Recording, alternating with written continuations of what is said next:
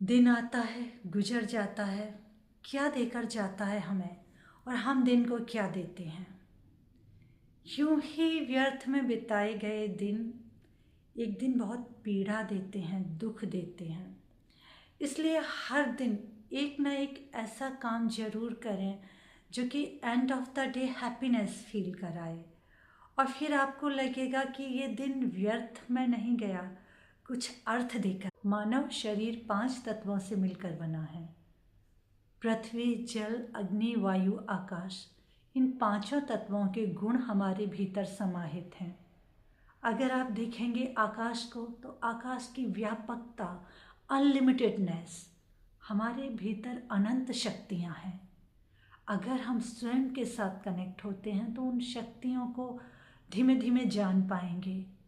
और अग्नि का तेज, वायु की चंचलता, जल की शीतलता, पृथ्वी की सहनशीलता। लेकिन जब इन 5 तत्वों का असंतुलन हमारे भीतर हो जाता है तो ये सारे गुण नकारात्मकता में परिवर्तित होने लगते हैं। वही आकाश जो व्यापकता दे रहा था, जो अनंत शक्तियों से हमारा परिचय करा रहा था, वही व्यक्ति को दिशाहीन बना देता है।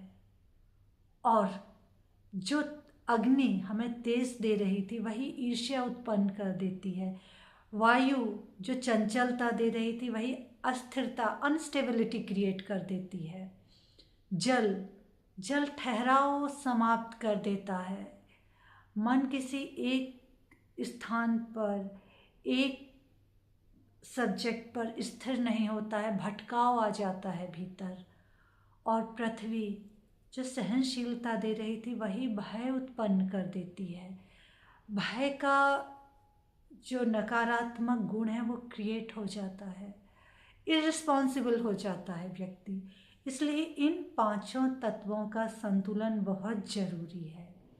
इन 5 तत्व के संतुलन के लिए आपको पंचभूत साधना करना आवश्यक है। पंचभूत साधना कैसे की जाएगी? एक एक तत्व के एक एक मंत्र होते हैं, उन मंत्र की चैंटिंग के द्वारा आप पंचभूत साधना कर सकते हैं, या जिसको कहेंगे 5 एलिमेंट मेडिटेशन। वो आप करके इन 5 तत्वों को बैलेंस कर सकते हैं।